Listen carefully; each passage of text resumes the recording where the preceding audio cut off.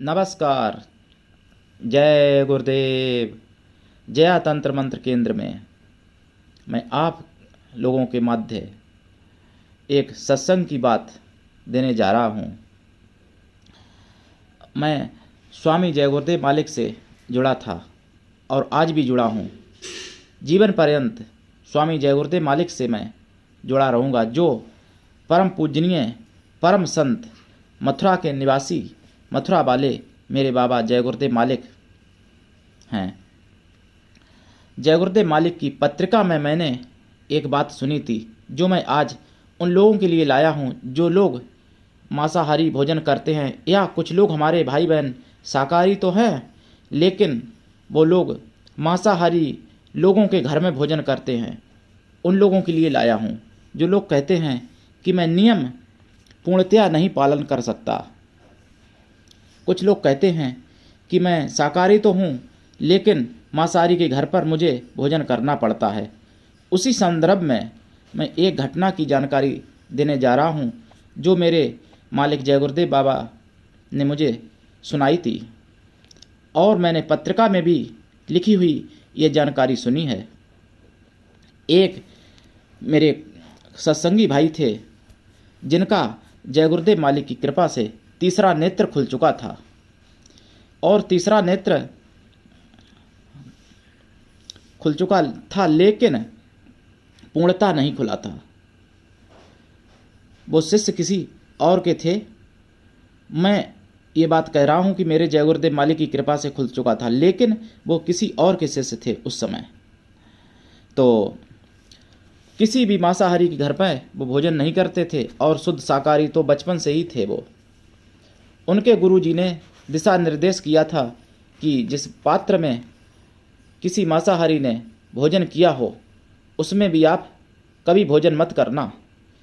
जब तीसरा नेत्र खुल जाता है तो दुनिया की धन दौलत, सोना चांदी, हीरे जवाहरात, सारी दौलत उसको फीकी और नीरस लगने लगती है। हालांकि वो गृहस्थ थे, उनके पत्नी बच्चे भी थे, धनाढ्य व्यक्ति थे, लेकिन उनमें आसक्ति नहीं थे क्योंकि उनका तीसरा नेत्र खुल चुका था। उनको देवलोक की घटनाएं दिखाई पड़ जाती थी, मानव लोक की भी घटनाएं दिखाई पड़ जाती थी, और वो सबके मन की भी जान लेते थे। किंतु जब त्रिकालदर्शी भी कोई होता है, जब ध्यान धर के देखता है तभी मन की जान सकता है। यदि वो मन को चारों तरफ फैलाए रखे और एकाग्र मन ना हो तो मन की जान नहीं सकता।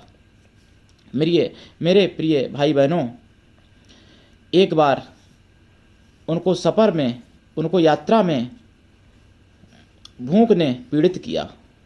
उन्होंने देखा एक होटल पर लिखा है शुद्ध शाकाहारी होटल। उन्होंने उस होटल पर जाकर और भोजन किया। भोजन करते ही उनका तीसरा नेत्र जो है बंद हो गया। अब तो वो बहुत परेशान हो गए। जैसे आपने देखा हो कहीं किसी को मछली मारते, मछली को जब जल से बाहर निकाल लो तो वो बहुत ही बुरी तरीके से तड़पती है, उसी तरीके से वो तीसरा नेत्र बंद हुए भाई तड़पने लगे। जैसे एक सर्प मणि के बिना तड़पता है, वैसे ही वो सत्संगी भाई तड़पने लगे और अपने गुरु के पास गए और गुरु को सारी घटना बताई। गुरु ने कहा कि भाई, मैं तो पूर्ण संत नहीं हूँ, इसलिए मैं आपका निवारण नहीं कर सकता, इसका इलाज मेरे पास नहीं है। फिर गुरु के चरणों से गिरकर वो रोने लगे और कहा कि इसका इलाज कहाँ से होगा, और मुझे जो ऊपरी कमाई, जो ऊपरी खजाना मुझे मिल रहा था वो कैसे मिलेगा, कैसे मुझे दिव्य दर्शन होंगे, और कैसे मुझे दिव्य वाणी सुनाई पड़ेगी, कैसे मेरा कल्याण होगा। और मुझे भूख प्यास की कुछ भी चिंता नहीं, मुझे तीसरा नेत्र चाहिए गुरुदेव। चाहे मुझे भूख प्यास लगे या न लगे, चाहे मेरा जीवन ही समाप्त हो जाए, यदि जीवन रहे तो तीसरा नेत्र मुझे मिल जाना चाहिए। गुरुदेव ने कहा, इसको तो कोई परम संत ही खोल सकता है, परम संत जो होगा वही खोल सकता है, मैं परम संत नहीं हूँ।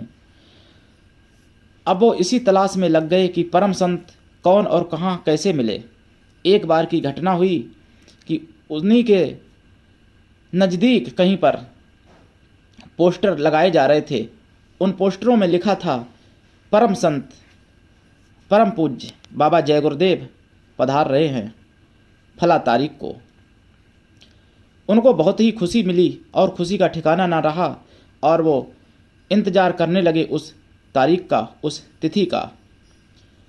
समय के अनुसार उसी तारीख में वो सुबह से ही जहाँ बाबा जय गुरुदेव मालिक का मंच बनाया गया था वहीं पर वो बैठ गए जाकर। खाना पीना की तो उनको कोई चिंता ही नहीं थी। उन्होंने कई दिनों से भोजन नहीं किया था, उन्होंने 1-2 दिन से पानी भी नहीं पिया था, ताकि मैं मंच के पास जय गुरुदेव मालिक के स्थायी रूप से बैठ सकूं। उसके पश्चात जब सायंकाल जय गुरुदेव बाबा मालिक का आगमन हुआ तो स्वामी जी आए और उन्होंने सत्संग प्रारंभ किया। प्रार्थना के पश्चात सत्संग सुनाना प्रारंभ किया तो सबसे पहले उन्हीं की तरफ संकेत करके कहा कि पहले क्या नेत्रहीन हो गए थे? क्या तुमको दिखाई नहीं दिया जो तुमने भोजन कर लिया उस होटल पर? उन्होंने मन में सोचा, क्योंकि बोल तो सकते नहीं थे, उतनी दूर से सुनाई नहीं पड़ता गुरुजी को। उन्होंने सोचा होगा तो इसलिए उन्होंने मन में सोचा कि ये तो शुद्ध शाकाहारी होटल लिखा था।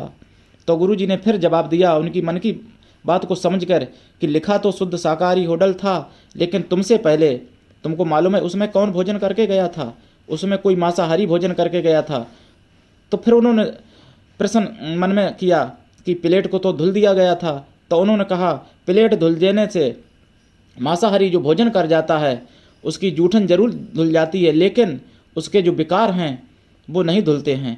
इसलिए जिस पात्र में मांसाहारी ने भोजन किया है या जिस पात्र में कभी भी मांस बनाया गया है उसमें भोजन करने से या उस पात्र का बना हुआ भोजन खाने से तीसरा नेत्र या तीसरा कान अवश्य बंद हो सकता है और इसमें कोई संदेह नहीं है। इसलिए अब ऐसी गलती कभी मत करना। आज मैं तुम्हारा तीसरा नेत्र खोल देता हूँ, वापस दे देता हूँ। इतना ही कहते ही उन भाई का तीसरा नेत्र जैसा खुला था उतना ही खुल गया। फिर उन्होंने गुरुजी से आशीर्वाद लिया और वो मालिक स्वामी जी बाबा जय गुरुदेव के ही शिष्य बन गए। ये सच्ची घटना है। इसलिए मेरे प्रिय भाई बहनों, जो मेरे सत्संगी भाई बहन हैं या जो सत्संगी नहीं भी हैं, जो शुद्ध शाकाहारी हैं या जो अपने को बचाना चाहते हैं, जो अपनी शक्तियों को बचाना चाहते हैं, जो अपनी धार्मिक कमाई को बचाना चाहते हैं, वो इस नियम को कड़ाई से पालन करें। कोई हितू रिश्तेदार है, रुष्ट होता है, होने दो, हो जाए, लेकिन साफ कहो कि यदि आप मांसाहारी हैं तो मैं आपके घर पानी नहीं पी सकता, इसके लिए मुझे क्षमा करो। आप अपने प्रियजनों से क्षमा मांग लो जो आपके मांसाहारी हैं प्रियजन, लेकिन उनके घर पानी मत पियो, उनके घर भोजन न करो। यदि भोजन आप करते ही हो, पानी पीते ही हो, तो अपने यदि आपके पास क्षमता है तो आप अपने बर्तन उनको स्वयं दे दो और उनमें भोजन बनवाओ और उन्हीं बर्तनों का बना हुआ भोजन आप करो। ये बात जो है बहुत ही गूढ़ बात है और अभी तक YouTube पर किसी ने नहीं डाली है। आप YouTube पर देख लेना। ये जो मैंने आपको कथा, ये सच्ची घटना, सच्ची कहानी बताई है, ये अभी तक YouTube पर किसी ने नहीं डाली है।